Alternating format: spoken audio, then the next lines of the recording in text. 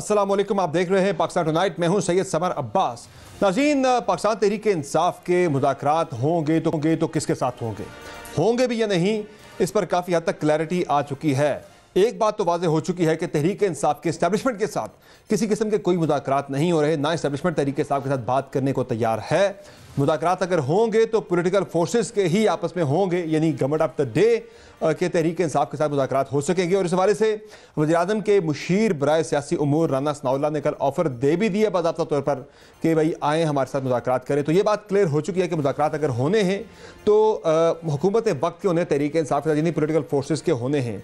अब ये मुज़ाकरात भी क्या हो पाएंगे या नहीं, ये बड़ा अहम सवाल है, क्योंकि इस वक्त हुकूमत के पास ऐसा क्या है देने को जो तहरीक इंसाफ को वो दे सके। तहरीक इंसाफ की जो डिमांड्स हैं, क्या वो हुकूमत पूरी कर सकती है? डिमांड बड़ी वाज़ेह हैं। एक है जी चोरी शुदा मैंडेट की वापसी, दूसरा इमरान खान की रिहाई। तो ये दोनों चीज़ें जो हैं गवर्नमेंट फ़िलहाल देने की पोजीशन में नहीं है। तो मुज़ाकरात वाला मामला क्या मुश्किल है शुरू होना ही। और दूसरा जनाब बात करेंगे, आज तहरीक इंसाफ को एक रिलीफ ज़रूर मिला है इस हद तक कि पंजाब में मखसूस नशिस्तें जो तहरीक इंसाफ के हिस्से की बनती थी वो तहरीक इंसाफ को तो फ़िलहाल नहीं मिली, लेकिन जो मखसूस नशिस्तें 27 अरकान को मिली थी पंजाब में तहरीक इंसाफ के हिस्से की, वो आज स्पीकर पंजाब असम्बली मलिक अहमद ख़ान ने उन अरकान की रुकनीत मुअत्तल कर दी है।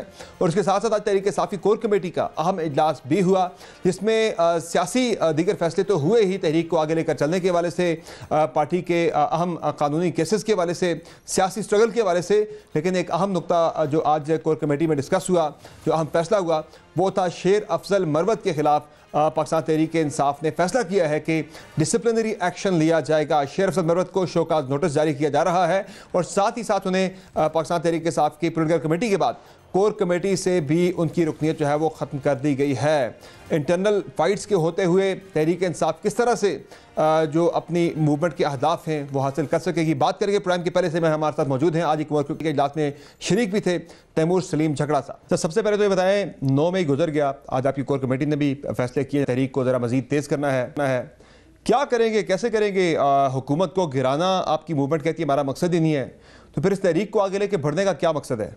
इमरान खान की रिहाई और जो पाकिस्तान की जमहूरियत है और रूल ऑफ लॉ उसका बचाना, उसका एक कॉन्सिक्वेंस है।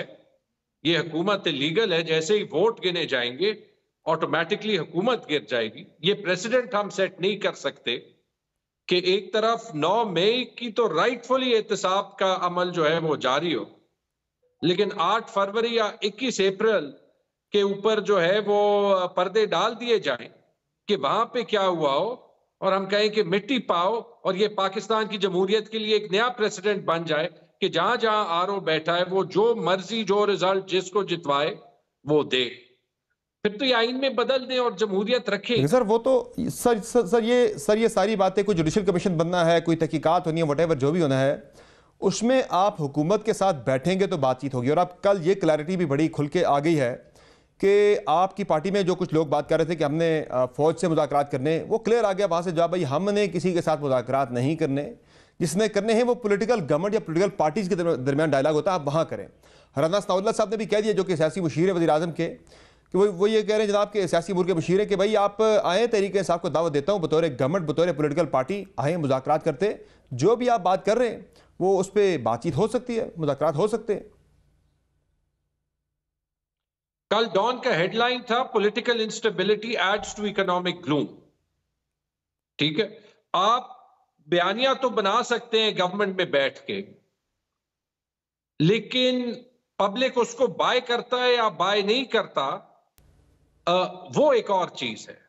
इसकी एक और मिसाल भी है, ये जो बात हो रही है ना सोशल मीडिया, डिजिटल टेररिज्म की, मेरी रिक्वेस्ट ये होगी कि सारे जर्नलिस्ट से ही पूछ लें, सारे न्यूट्रल ओपिनियन मेकर से पूछ लें, पीटीआई से ना पूछें। क्या ट्विटर को बैन करना चाहिए? क्या ये पीका लॉ की तरमीम आनी चाहिए? आपको असलियत पता चल जाएगी। जहां तक पॉलिटिकल स्टेक होल्डर से बात करने की बात है, ये बिल्कुल हो सकती है, लेकिन कोई serious offer on the table हो, कोई serious intent on the table हो, वो हो जाएगी, ऑटोमेटिकली डायलॉग हो जाएगा। इसके लिए मुझे पार्टी से पूछने की जरूरत ही नहीं है। लेकिन अगर आप लॉजिकली देखें जिस पोजीशन में फिलहाल है, अब आप मानते हैं कि वो मौजूदा गवर्नमेंट की तरफ से आपको आए, एस्टेब्लिशमेंट की तरफ से ना आए? देखिए, दो चीजें, अगर आप जब सीरियस ऑफर आए जिसके पीछे जो है वो ट्रैक्शन होना, वो हमें बात करनी पड़ेगी। ये हमारी बहुत तनकीद हुई है कि मुख्तलिफ बयानिए, मैं कहूंगा ये कॉम्प्लीमेंट्री है एक लिहाज से, शायद एक लिहाज से होने नहीं चाहिए। एक तो जो है वो हमारी पार्टी में, चूंकि खान साहब जेल में है, और वैसे ही एक डेमोक्रेटिक कल्चर है तो लोग अपनी राय देते हैं। जब कोई कहता है कि एस्टेब्लिशमेंट से बात करनी है, वो ये कह रहा है कि that is where the source of power is. जब कोई कहता है कि पॉलिटिकल पार्टी से बात करनी है लेकिन उसको एम्पावर होना चाहिए, सीरियस ऑफर कोई होना चाहिए, ऑब्वियसली अगर होगा तो सियासतदान ने सियासतदान से बात करनी है। और जब असद कैसर कहते हैं कि बात नहीं करनी, वो भी लॉजिकल बात है। वो ये कह रहे हैं हम किसी से भीख नहीं मांग रहे। आपको भी पता है समर के अगर 8 फरवरी का इलेक्शन रिजल्ट गलत है तो वो ठीक होना चाहिए। आज के दिन as we talk, election commission Punjab में अपने मर्जी के जजेस चेरी पिक करना चाहती है ट्रिब्यूनल्स के लिए। क्या ये एक और सबूत नहीं है कि ये स्टोलन मैंडेट को स्टोलन रखने के लिए, या जो बात बड़ी अच्छी हुई थी कि एक झूठ के पीछे 100 झूठ बोलने पड़ते हैं, वो एक झूठ जो 8 फरवरी को हुआ था उसको प्रोटेक्ट करने के लिए जो है वो अभी भी हर कोशिश आ रही है कि जो प्लेटफॉर्म्स अवेलेबल भी हैं कि उस पर भी कोई बात ना करे, कि उससे भी कोई इंसाफ ना मिले। लेकिन झगड़ा साहब, एक सोच तो अब ये भी पाई जाती है रियासत के अंदर जनाब के, ये जो एक बड़ा पॉपुलर आर्गूमेंट है पाकिस्तान के अंदर, डिबेट भी है काफ़ी अर्से से हम कर रहे हैं कि जी पाकिस्तान में पहले सियासी इस्तेहकाम आना बहुत ज़रूरी है, कि सियासी इस्तेहकाम आएगा तो मुआशी इस्तेहकाम आएगा। आपने एक अखबार की सुर्खी को भी, आपने हेडलाइन को भी आपने उसमें मेंशन किया। तो एक इस पर मेरी खबर तो ये है कि अब सोच और पॉलिसी ये है जनाब के मुल्क में मुआशी इस्तेहकाम पहले लाया जाए। मुआशी इस्तेहकाम जब आ जाएगा तो सियासी इस्तेहकाम ऑटोमेटिकली आ ही जाना है। और इस हवाले से अगले बजट के 2-3 महीने बाद तक की, तकरीबन कुछ 1.5 साल तक की एक टाइमलाइन है रियासत के जहन में कि अगर ऐसा हो गया तो ये सब कुछ खत्म हो जाएगा, ये जो सियासी शोर शराबा है, अगर हालात ठीक हो जाते हैं मुआशी तौर पर। समझिए 2 साल जो गुजर गए उसमें क्यों नहीं खत्म हुआ? क्योंकि जब अप्रैल 2022 में खान साहब की हुकूमत गिराई गई थी तो यही लॉजिक था ना। आपको वो 14 अप्रैल 2022 की 13 को हमने पेशावर में जलसा किया था, अनप्रेसिडेंटेड, हमारी तवक्को से बड़ा, पेशावर की तारीख का सबसे बड़ा जलसा था।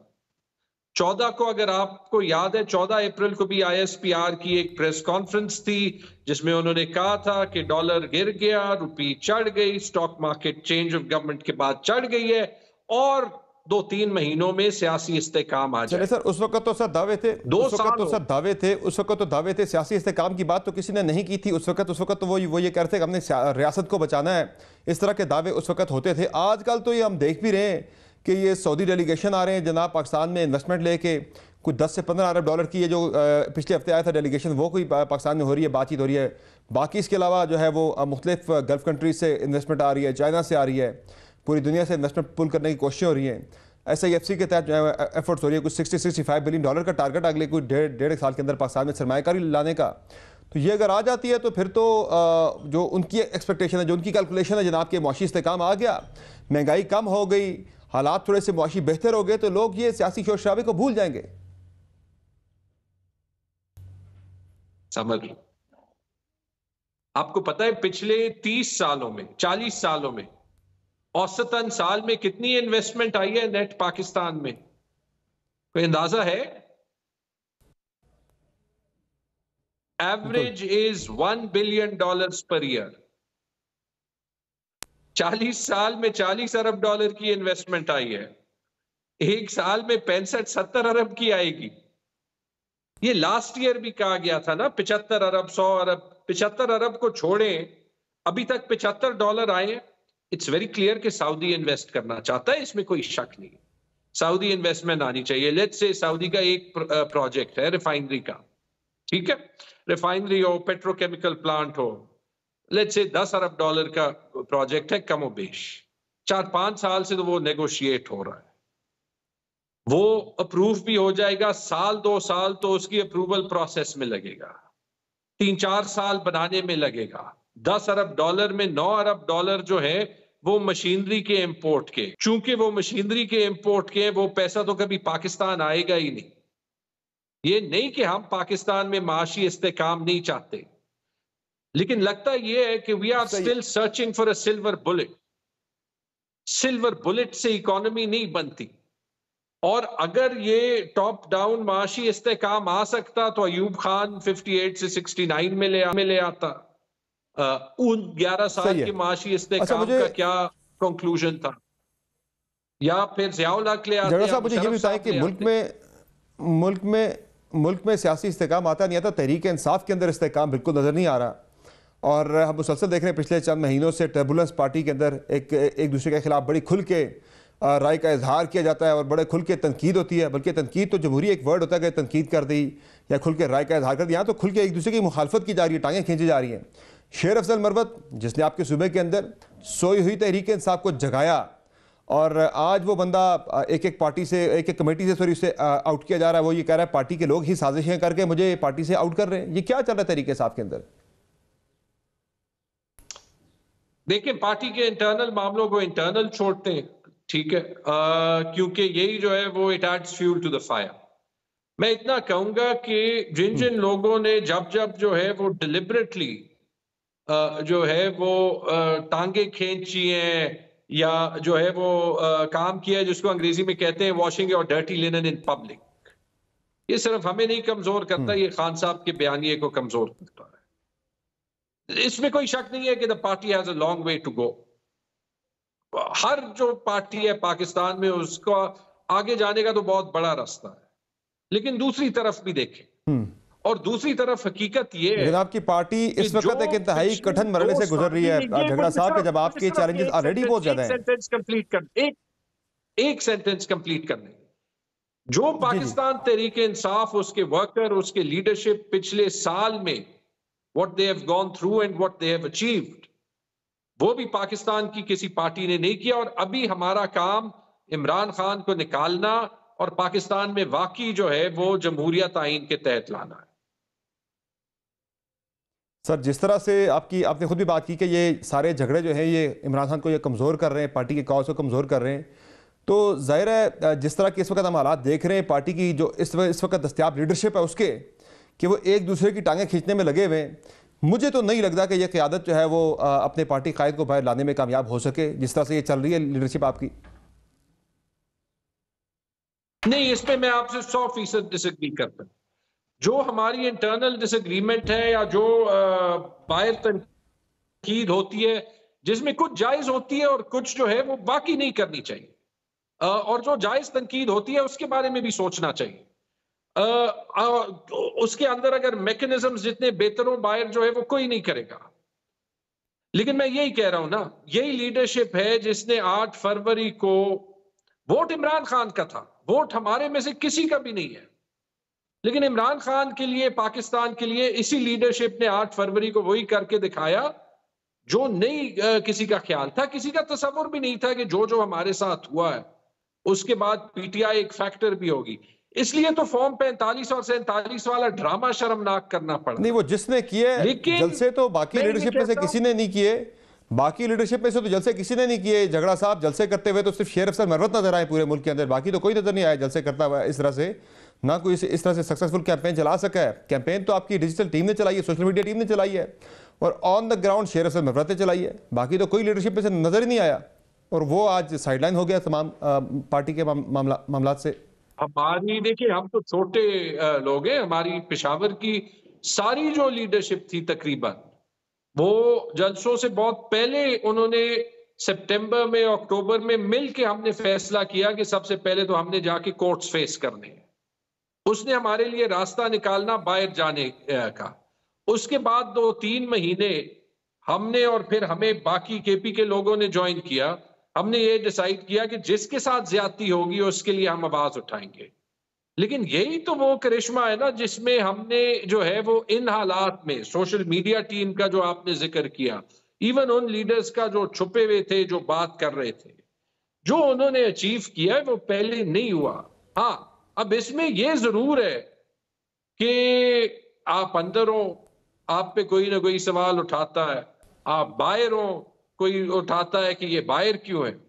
मुझे फॉर एग्जाम्पल ले ले, मुझे फख्र इतना है समर कि मेरी सीट मेरे से ले ली होगी, लेकिन मेरी इज्जत मेरे पास है, सीट इंशाल्लाह ट्रिब्यूनल दे देगी, लेकिन जो 10-11 महीने सहना पड़ा, that is beyond PTI and Imran Khan even. क्योंकि हमें सियासत में इस चीज की जरूरत नहीं है कि लोग एक असूल पे बैठे रहे और एक एक सीट हासिल करने के लिए किसी से डील करें, किसी से बात करें। Do we all want that? कब तक हमारी सियासत ऐसे लोग, या कब तक हमारा मुल्क जो है वो ऐसे लोगों या ऐसे हरकतों से जो है वो तो मुझे झगड़ा साहब और किसके हक में है ये बता दें, फिर इस हुकूमत को आप कब तक फिर रुखसत कर लेंगे? जो आपका टारगेट है, आपने तहरीक भी शुरू की हुई है, आपका टारगेट तो इनको हटाना भी है, वो कब तक आप कर लेंगे? और दूसरा ये बताएं कि अब मूवमेंट के हवाले से आपका अगला लाएमल है क्या? किस तरह आगे बढ़ने लगे हैं? कोई इस्लामाबाद में धरना होगा, लॉन्ग मार्च होगा? क्योंकि मुझे तो फिलहाल आपकी हुकूमत के साथ, या हुकूमत की आपके साथ, या आपकी एस्टैब्लिशमेंट के साथ, या एस्टैब्लिशमेंट की आपके साथ, किसी भी फरीक की किसी के साथ मुझे बातचीत से मुज़ाकरात होते हुए नज़र नहीं आ रहे। माहौल मुझे ऐसा नज़र नहीं आ रहा। तो लगता है कि आपको तहरीक की तरफ ही जाना पड़ेगा। वो कब तक जा रहे हैं आप? नहीं, तहरीक तो शुरू हो गई है, लेकिन समर हमने अपने वर्कर्स को भी सेफ रखना है। हमने रखना है। हुकूमत में आपको टाइम पता है क्यों नहीं देता? मैं आपको टाइम इसलिए नहीं देता है कि शायद कुछ लोग जो है वो सियासी बयान बड़े करते हैं, लेकिन मुझे 100 नहीं 1000% यकीन है कि ये हुकूमत अपने वजन के नीचे खुद गिरेगी। हमने असूल पे डटे रहना है, हमने अपना प्रेशर रखना है, तहरीक भी करनी है। जो अभी आप देख लें, ये तनकीद होती थी कि पाकिस्तान तहरीक इंसाफ अकेली पार्टी है ना जो कि मूवमेंट के साथ नहीं कर। आज अगर आचक जई साहब को ले लें, आज अगर आप बलोच नेशनलिस्ट को ले लें, आज अगर आप MWM को ले लें, मिल गई है ना पार्टीज। अच्छा, सिर्फ ये लोग तनकीद नहीं कर रहे, मौलाना फजल MWM भी तहरीक इंसाफ ही है, सुन्नी इत्तेहाद कौंसिल भी तहरीक इंसाफ ही है। महमूद अचक जई साहब जो है वो एक सूबे की सियासत करते हैं, वो नेशनल लेवल की सियासत करते नहीं है। जमात इस्लामी की बात करते हैं, जमात इस्लामी की कितनी सीटें कौमी असम्बली के अंदर? तो ये अभी कोई बड़ी मेन स्ट्रीम पार्टी उस तरह की आपके साथ नहीं आ सकी, आप अकेले ही हैं फिलहाल।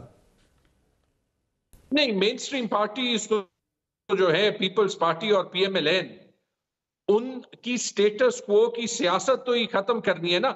अगर उनकी स्टेटस क्वो की सियासत पाकिस्तान को आगे ले जाती तो वो वोट को इज्जत दो पे कायम रहते। पीपल्स पार्टी नो डाउट, अगर आप टाइमलाइन देख ले कि जितने टाइम के लिए पीपल्स पार्टी ने सफर किया है 70 की दहाई से, किसी और ने नहीं किया। तो बस एक प्रेसिडेंसी के लिए, 2 ओहदों के लिए उन्होंने पाकिस्तान। हमने आपसे आपका सवाल करना है, पीपल्स पार्टी का जो मामला है वो पीपल्स पार्टी जाने, हमने तो आपसे आपका पूछना है सर। और सर मुझे ये भी बता दें कि हुकूमत एक आईनी तरमीम प्लान कर रही है लीगल रिफॉर्म्स के लिए। उसमें राना साउल्ला साहब ने तो यहाँ तक ऑफर कर दी है कि भाई चीफ जस्टिस की एक्सटेंशन को छोड़कर बाकी तमाम जो अच्छे कवानीन हैं, मसलन ये जजेस की तकर्री के वाले से जो पार्लिमानी कमेटी को इख्तियारात ज़्यादा मिलने थे 19वीं तरमीम में ले लिए गए थे, ये चीज़ें अगर रिवर्स होती हैं तो ये तो बड़ी अच्छी तरह है। तो गवर्नमेंट के साथ चलेंगे, कोऑपरेट करेंगे आप लोग? देखिए, ये तो हमारी पार्लियामेंट्री पार्टी नेशनल असेंबली में जो है वो देखेगी। मेरे ख्याल में डी फैक्टो जब आप पार्लियामेंट में बैठे होते हैं तो वन वे और दी अदर आपकी कोऑपरेशन होती। वो कोऑपरेशन होती कैसे है, उसके लिए मैं बार बार कहता हूं the ball is in the governments court. हमसे ये पूछना ही ना जायज है। आप हमें दीवार के साथ खेलें, सही ठीक है। जो प्रेस कॉन्फ्रेंसेस पॉलिटिकल होनी चाहिए वो ISPR से कराई जाए, तो उसके बाद रिस्पॉन्स आएगा। वो रिस्पॉन्स सख्त भी आएगा, वो रिस्पॉन्स हालात को भी खराब करेगा।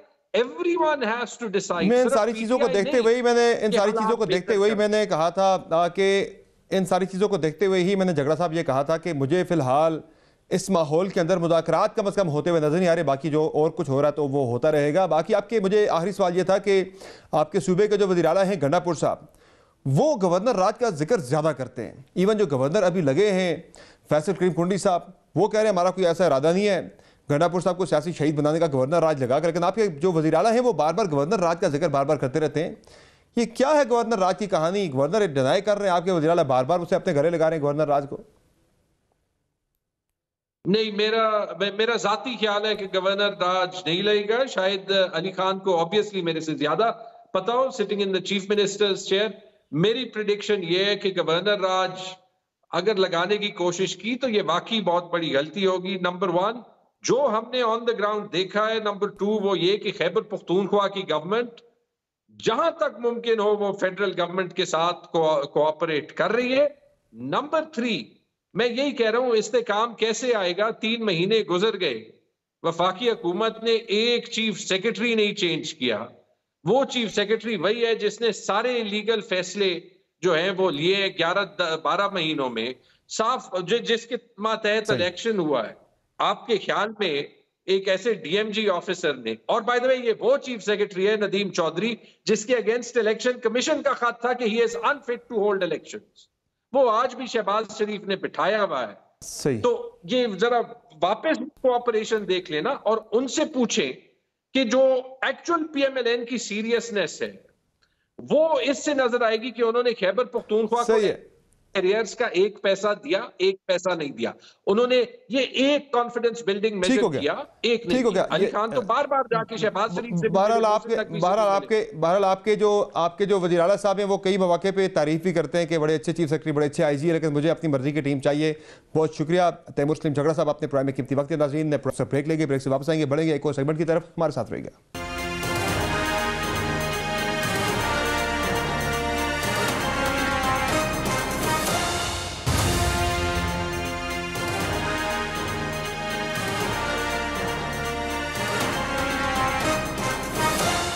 वेलकम बैक नाज़रीन।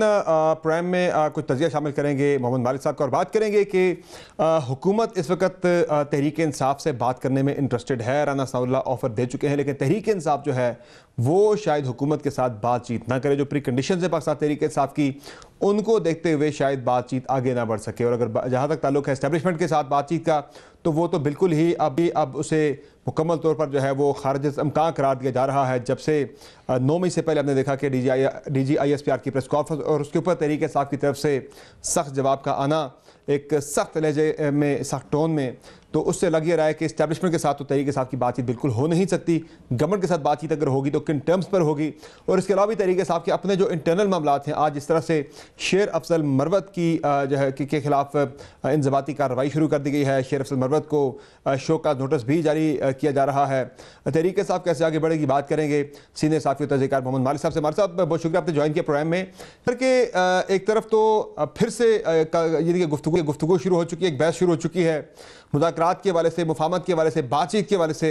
और अब जो है इसका जो एक रूट है वो बड़ा क्लियर है, वो क्लियर हो चुका है बल्कि, कि भाई बातचीत होनी है। इस्टेब्लिशमेंट के साथ कोई बातचीत नहीं होगी, ना इस्टेब्लिशमेंट किसी के साथ करेगी। होनी है तो तहरीक इंसाफ और हुकूमत के साथ ही होनी है। कल राना सनाउल्लाह ने ऑफर भी दे दिया कि आए बातचीत करते हैं, लेकिन उस पर तहरीक इंसाफ लगता है कि नहीं आएगी, चूँकि राना सनाउल्लाह आपको पता है कि तहरीक इंसाफ को यह लगता है कि वो उनके पास मैंडेट नहीं है। तो फिर ये मुज़ाकरात, बातचीत, मुफाहमत, इस चीज़ को फिर फिलहाल यानी हम डिबेट तो कर रहे हैं, लेकिन ये होता हुआ नजर नहीं आ रहा। फिर नहीं, मुझे तो बिल्कुल नजर होता नजर नहीं आ रहा। मुझे बताएं जरूरत क्या और TORs क्या होंगे।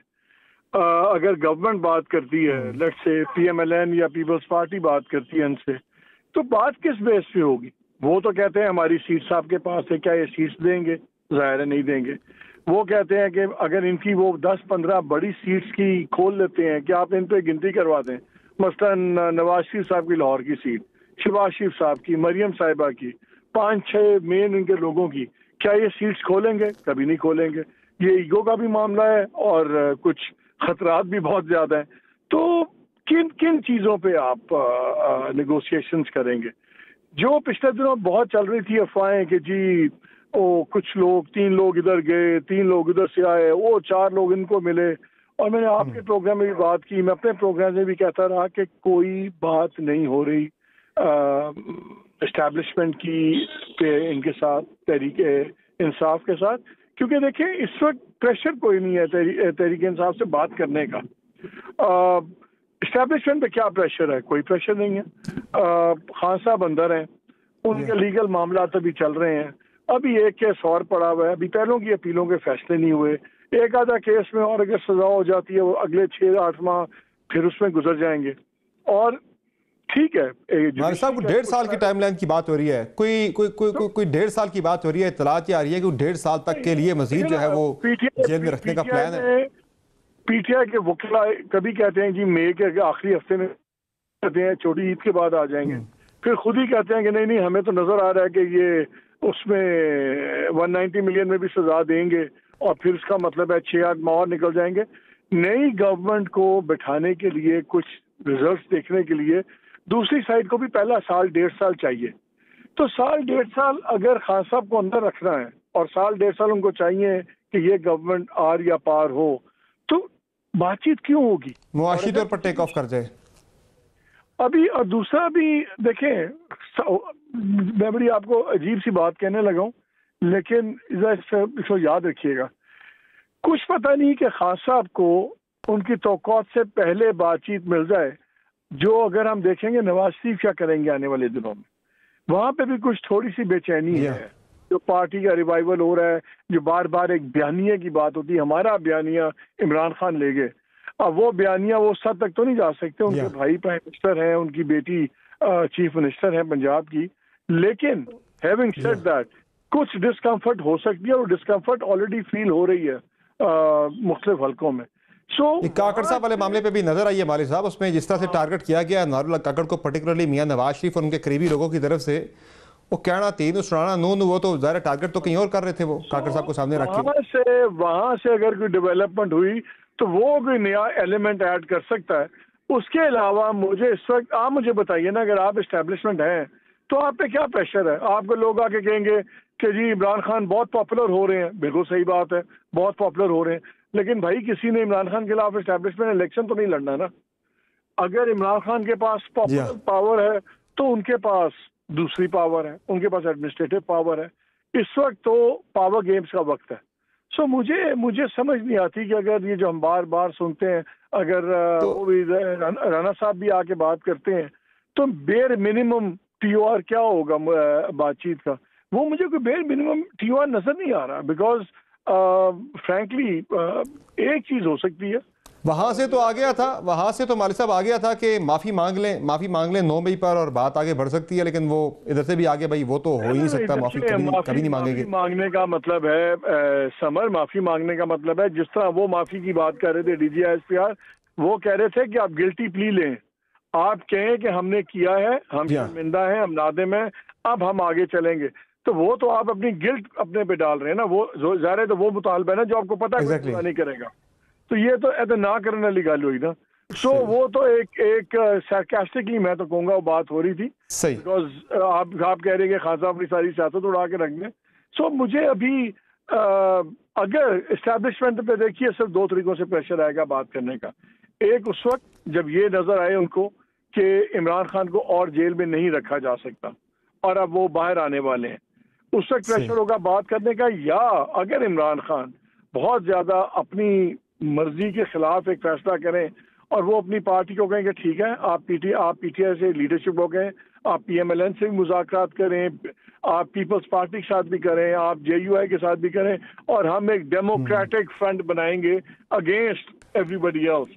वो एक प्रेशर बन सकता है कि वो कोई नहीं चाहेगा कि सारी डेमोक्रेटिक फोर्सेस इकट्ठी हों, लेकिन वो खान साहब ने करना नहीं है क्योंकि उनका जो मिसट्रस्ट है, डेमोक्रेटिक फोर्सेस ने खुद भी नहीं चाहता सर, जो बेनिफिशियरीज हैं। एग्जैक्टली, इन दोनों का आपस का मिसट्रस्ट इतना है। तो मुझे तो अभी रियल टर्म्स में कोई प्रेशर नजर नहीं आता एस्टैब्लिशमेंट पे कि वो बात क्यों करेगी। सही। अच्छा मालिक साहब ये बताएं कि एक और भी है खान साहब की कैलकुलेशन तरीके साफ की कि वो है कि मूवमेंट उनकी इतनी तगड़ी हो जाए, स्ट्रीट मूवमेंट जो वो शुरू करने जा रहे हैं या शुरू की जा चुकी है, वो इतनी तगड़ी हो जाए, इतना इंप्रेसिव पावर शो हो जाए कि हुकूमत घुटने टेकने पे मजबूर हो जाए। तो वो भी फिलहाल नजर नहीं आ रहा। जिस तरह से तरीके इंसाफ के अंदर आप देख रहे हैं कि इतनी ट्रबल चल रही है, इतनी प्रॉब्लम चल रही हैं। शेर अफजल मरवत के मामले पे जिस बंदे ने PTI को मुतहरक किया था, आज उसके खिलाफ शोकाज हो रहा है, उस बंदे के खिलाफ डिसिप्लिनरी एक्शन शुरू हो चुका है, कोर कमेटी से निकाल दिया, पोलिटिकल कमेटी से भी पहले निकाल दिया गया। May 9 के बाद जो हुआ है ना, आपको आवाज आ रही है मेरी? जी हाँ, मैं कह रहा हूँ May 9 के बाद जो रगड़ा पड़ा है PTI को, एक चीज तो क्लियर हो गई है कि इस वक्त PTI में वो सकत नहीं है, वो एनर्जी नहीं है कि वो स्ट्रीट एजिटेशन कर सके। बजट आने दें, बजट आएगा, उसके बाद और सख्तियां होंगी, तब थोड़ा बहुत माहौल बन जाए और लोग शामिल हो जाएं, तो तब शायद कुछ डेवलपमेंट एक बन जाए, मिजाज बने थोड़ा बहुत। इस टाइम पे खाली इस इशू के ऊपर कि जो PTI का इशू है पीटीआई के इशू के ऊपर उनकी स्ट्रीट पावर नहीं है इस वक्त। पार्टी के जो लीडरान है, पहली और सेकंड टियर लीडरशिप, और ये गायब है, और जब गायब है या तायब है। मर साहब इस वक्त तो गवर्नमेंट पे प्रेशर जो है वो सिर्फ सोशल मीडिया का है, बाकी तो यदि कि देखा जाए फिजिकली तो किसी का इतना प्रेशर है नहीं है कि लोग सड़कों पे निकले हों, प्रेशर डाल रहे हो गवर्नमेंट के ऊपर। वो सोशल मीडिया का है, उसके लिए भी पीका में तरमीम के लिए शहबाज साहब ने मंजूरी दे दी है। कुछ सख्त कवानीन आ रहे हैं आने वाले दिनों में सोशल मीडिया से मुतल्लिक, वो आवाज़ भी शायद बंद कर दी जाए।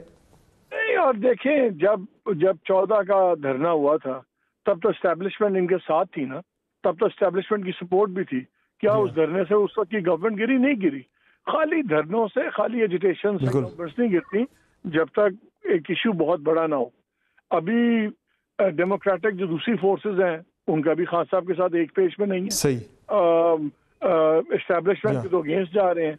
लोगों को इतनी मार पड़ी और खासतौर पे पंजाब में आपको स्ट्रेंथ चाहिए, तो पंजाब के अंदर तो इसका सकत नहीं है बेचारे लोगों की कि वो इस वक्त उठ के टकराव लेंगे। तो आई डोंट थिंक ला रहे फवाद चौधरी को, उन्हें नहीं हो पार्टी के भी बड़ा एक वैक्यूम है ना, बंदा ही कोई नहीं है। एग्जैक्टली तो वो अभी बहुत ज्यादा फटीग हुई हुई है लोगों को। अभी ये बजट के बाद भी देखते हैं क्या होता है क्या नहीं होता, लेकिन अभी वही तो मैं कह रहा हूँ, मुझे कोई ऐसा हकीकतन प्रेशर नहीं नजर आता जो मजबूर कर दे एस्टैब्लिशमेंट को कि वो खान साहब से उनकी टर्म्स पे बात करें। सही है, बहुत शुक्रिया मोहम्मद मालिक साहब, आपने प्रोग्राम में अपना कीमती वक्त दिया। नाज़रीन में एक मुख्तसर ब्रेक शामिल करके ब्रेक से वापस आएंगे, बात करेंगे पाकिस्तान की मुआशी सूरत हाल के हवाले से। IMF की टीम जो है पाकिस्तान पहुंच चुकी है। इनिशियल टॉक्स के लिए एक bail out package Pakistan IMF से लेने जा रहा है 3 साल का, 6 से 8 अरब डॉलर का, लेकिन शराइत बड़ी सख्त हैं। पेंशनर्स के ऊपर जो है वो सख्ती आने वाली है। बात करेंगे ब्रेक के बाद हफीज़ पाशा साहब से, हमारे साथ रहेगा।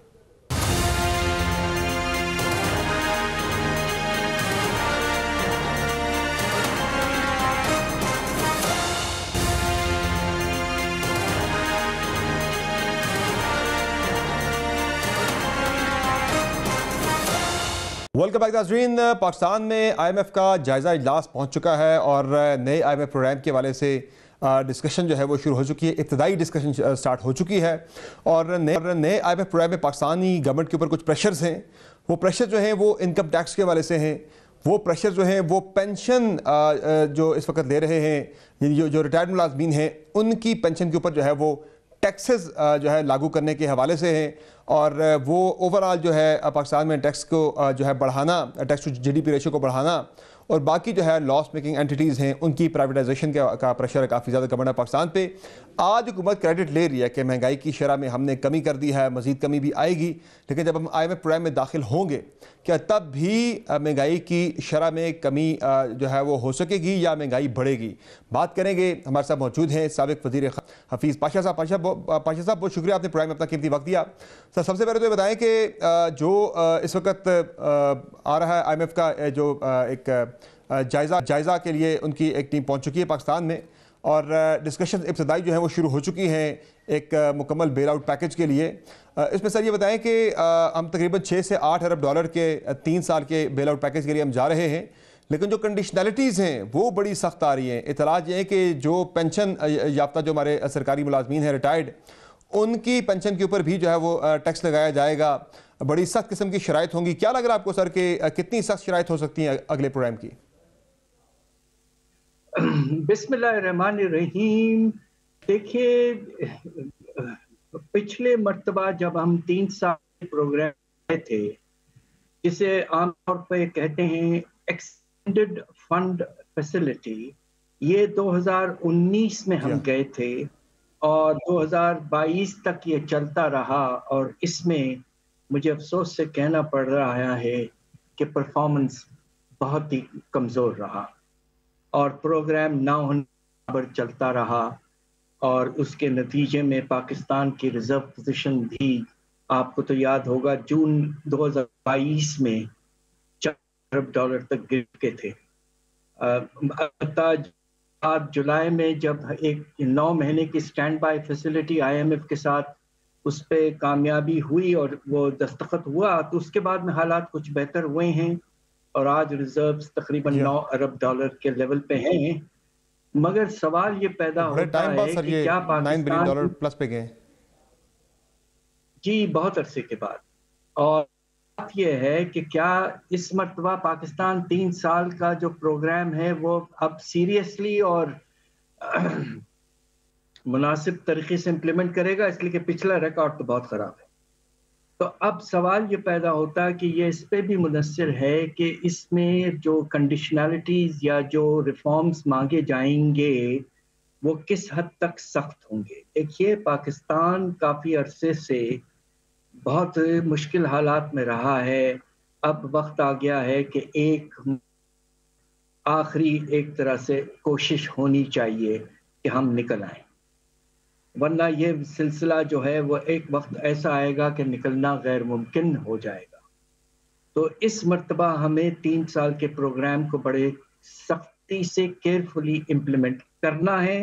यकीनन जो शराइत होंगे वो सख्त होंगे, मगर उन्हें हमें इम्प्लीमेंट करना हमारे अपने नेशनल इंटरेस्ट में है कि हम करें। लेकिन सर, ये पेंशनर्स वगैरह पे टैक्सेस लगा देना, ये आपको लग रहा है कि एक बेहतर अप्रोच है? वो कह रहे हैं कि ओवरऑल इस पे हम पैसे मजीद बचाने की कोशिश भी कर रहे हैं, मुलाजमीन को लेके, सर्विसेज को लेके। वो 20 से 25 अरब रुपए कह रहे हैं हम सेव कर लेंगे। ये पेंशनर्स वाले मामले पे सर आपकी क्या राय है, ये होना चाहिए? देखिए, with all due respect to the IMF जो है वो बाज़ वक़्त नामुनासिब सी प्रपोजल्स भी ले आता है, और बात दरअसल ये है कि पेंशन्स का जो इशू है उसका टैक्सेशन से नहीं ताल्लुक़ है, उसका जो ताल्लुक़ है वो फाइनेंसिंग से। और हमें अपना पेंशन का निज़ाम जो है इस वक्त, आपको सुन के शायद हैरत हो कि हम अपने फेडरल गवर्नमेंट में सिविल और मिलिट्री पेंशन्स और चारों प्रोविंशियल हुकूमतों के रिटायर्ड स्टाफ के पेंशन्स मिला लें तो ये अब 1500 करोड़ से ज़्यादा जा चुके हैं। मसला ये है कि अभी तक पाकिस्तान ने आगाज से ही नॉन कॉन्ट्रीब्यूटरी पेंशन स्कीम चलाई है गवर्नमेंट एम्प्लॉइज के लिए, जो कि सरासर गलत रहा है। जी हाँ। अब हमें रिफॉर्म करना है और नए जो मुलाजिम आएंगे उनको हम कॉन्ट्रीब्यूटरी स्कीम में लाएं। दूसरा, हमारे यहाँ लाइफ एक्सपेक्टेंसी अल्लाह के फजल से थोड़ा कुछ बड़ी है, तो कम से कम ये करें कि जो रिटायरमेंट एज है उसमें 2-3 साल का इजाफा करें। और तीसरी चीज जो है कि जो बेनिफिशरीज हैं उनका लिस्ट जो है जरा महदूद करें। ये है असल रिफॉर्म्स। टैक्सेशन नामुनासिब है इसलिए कि ये बेचारे काफी बुजुर्ग लोग हैं, उनसे हम इस वक्त टैक्स लेना मैं समझता हूँ नामुनासिब होगा। सर, जिनसे लेना है उनसे तो पाशा साहब ले नहीं पा रहे। ताजरों के वाले से ऐप भी बन गई, ताजर दोस्त ऐप वगैरह, उनको टैक्स नेट में लाने के लिए कोई 20 लाख से ज़्यादा ताजरों में से अब तक पूरी इतनी बड़ी कोशिश के बाद सुना है कि सिर्फ 75 लोग रजिस्टर हो सके हैं। जी बिल्कुल, और बात यह है कि अगर आपने ये नहीं किया, जो कि सबसे बड़ा, देखिए 3-4 आपके एरियाज ऐसे हैं जहां टैक्सेशन तकरीबन ना होने के बराबर, और वो ऐसे एरियाज हैं जिसमें हम जिसे कहते हैं ना मुल्क के अशरफिया हैं। और वो क्या है? सबसे पहले तो एग्रीकल्चर का इनकम टैक्स ना होने के बराबर है। हमारे मुल्क के सबसे बड़े बड़े जमींदार तकरीबन 0 टैक्स दे रहे हैं। दूसरी तरफ जो बड़े बड़े ट्रेडर्स हैं, मैं छोटे ट्रेडर्स की बात नहीं कर रहा हूँ, जो बड़े बड़े ट्रेडर्स हैं, सुपरमार्केट्स वगैरह इसमें हैं, वो भी कम दे रहे हैं। और तीसरा जो हैरत अंगेज बात है, बड़े बड़े प्रॉपर्टी के जो हैं उन पे जो टैक्स का है वो बहुत कम है। 3 सेक्टर हैं जिन प्रायोरिटी बेसिस पर प्रोग्राम 36 में हमें आगे बढ़ना है। ये प्रोग्राम है और इसके नतीजे में मुनासिब रेवेन्यूज भी आएंगे और उनसे हम कुछ गरीब तबके को इंशाल्लाह रिलीफ भी प्रोवाइड कर पाएंगे।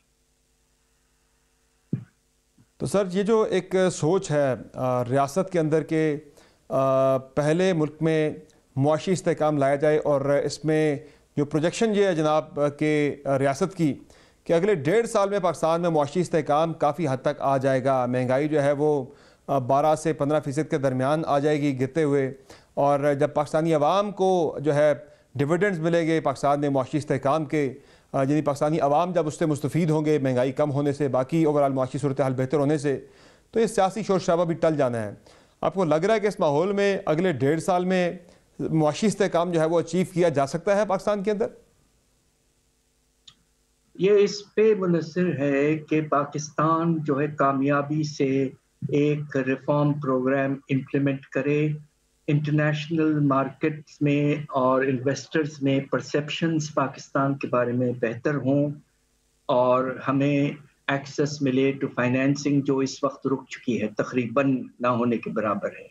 अब आप ये सोचिए कि रोल ओवर्स के बाद भी पाकिस्तान को 17 से 20 अरब डॉलर सालाना की ज़रूरत रहेगी और उसे हासिल करना आसान नहीं होगा।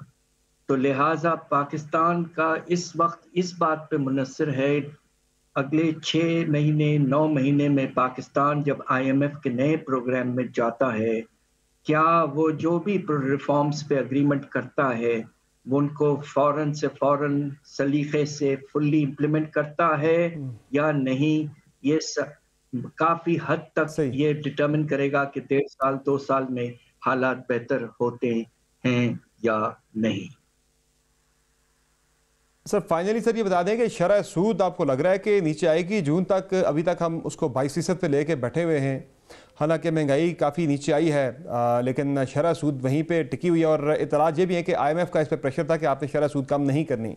आपको क्या लग रहा है सर कि जून ऑनवर्ड आपको लग रहा है कि शरह सूद कम होना शुरू हो जाएगी, थोड़ा सा बिजनेस एक्टिविटी पाकिस्तान के अंदर चले? बात दरअसल ये है कि IMF को 2 हथियार इस्तेमाल करने का बड़ा शौक है।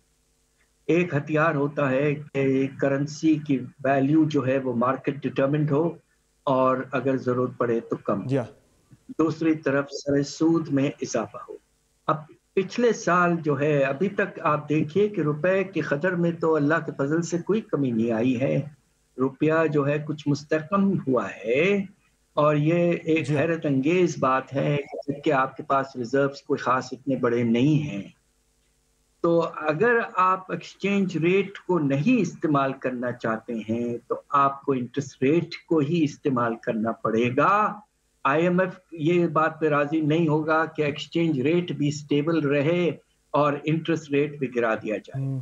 तो ये इस पे डिपेंड करेगा कि आने वाले प्रोग्राम में ये कॉम्बिनेशन जो है, क्या हम वापस market based exchange rate policy पे जाएंगे तो उस वक्त इन्फ्लेशन रेट अगर मुनासिब कम हो गया है तो केस बनेगा, मगर अगर एक्सचेंज रेट आप नॉमिनली स्टेबल या अप्रिशिएट करवा रहे हैं तो इंटरेस्ट रेट गिरने के इम्कान कम।